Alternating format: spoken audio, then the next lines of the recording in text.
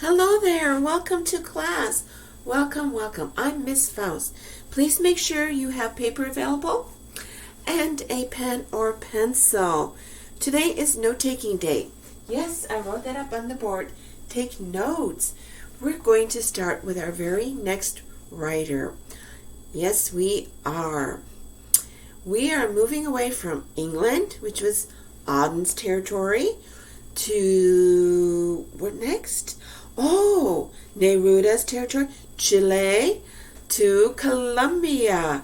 Yes, we are going to be dealing with a Colombian writer, and I will be talking about him today, and I will get you ready for the reading. And then next class period, I will talk about the reading, and I will assign the very next essay. Are you excited? You are. That is fantastic. It's fantastic. So are you ready to take notes? You are? So follow me to the board. Follow. Over here. As I said, our very next writer. And that would be Hernando Tellez. Okay? Hernando Tellez. These are his years, 1908 to 1966. Okay? And as I already told you, we're talking about a Colombian. He is a Colombian journalist and author. So, I'm going to share some other information. One moment. Let me get my paper. My papers, I should say. He is basically known for his journalism because he is connected to some of Colombia's, at least during his time, most popular newspapers, and then we're talking magazines. He didn't really get into writing, in other words, as an author of short stories and the like, till till about 1950. Okay, that is when the world also saw his name just going everywhere, because he came out with a short story collection. Okay, and so from then on, it was Tellez here and Tellez there. Yes, he became really well known. Okay, now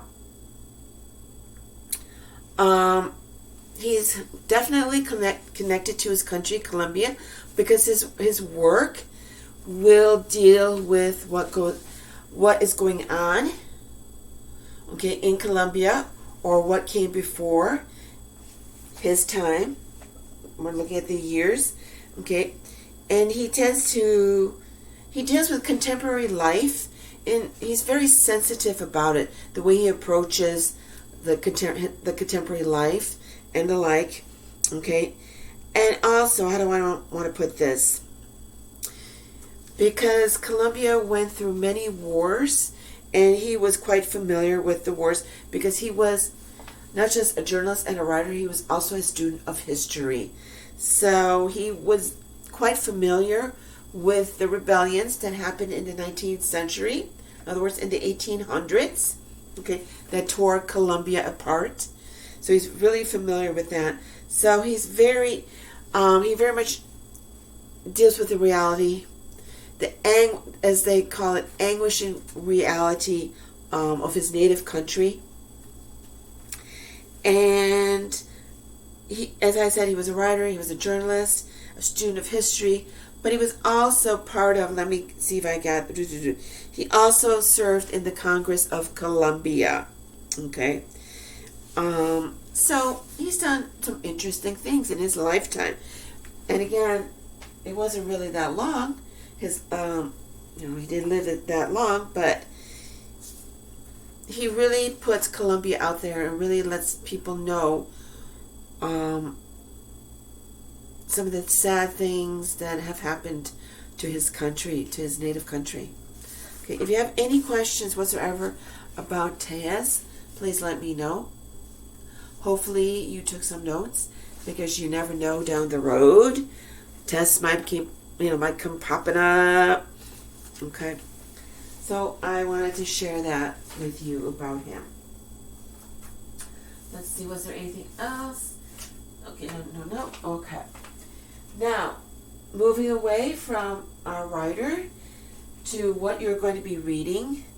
Okay, and the piece of literature that you're going to read will give you an idea of his writing, of his other short stories and the like, and give you a piece of Colombia, what it was like, how people thought, okay, in Colombia during his time and before even. So I need you to Google Tejes's Lather and Nothing Else.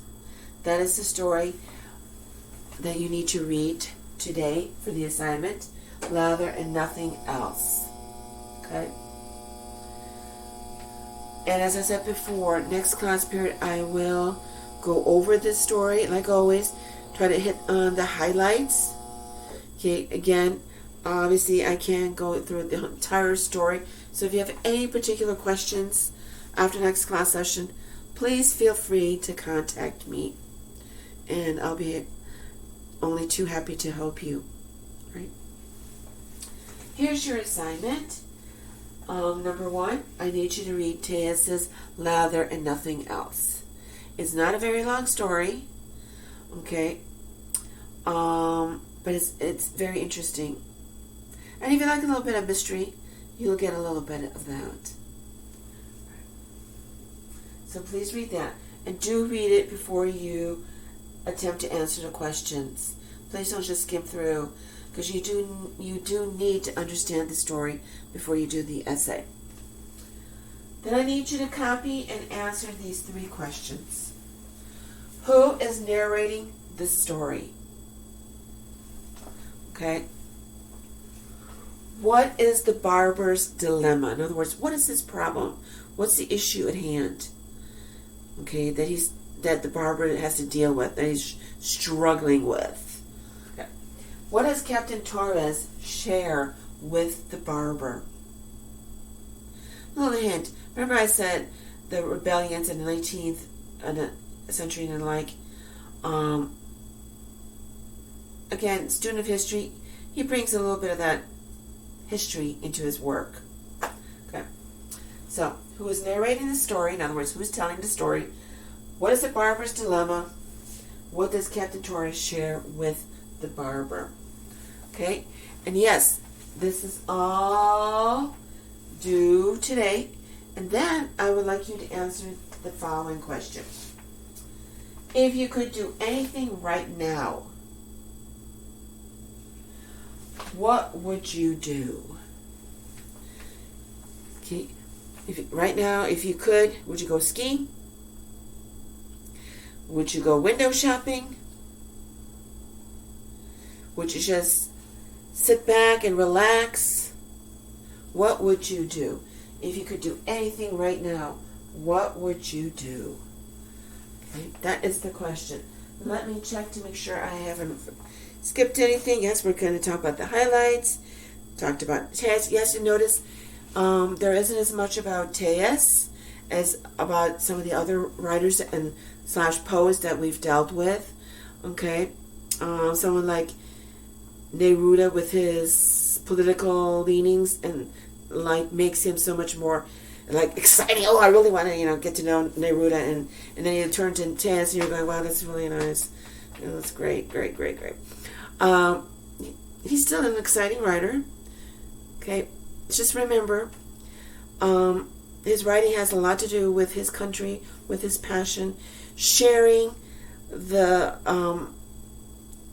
anguish, the ups and downs of his people.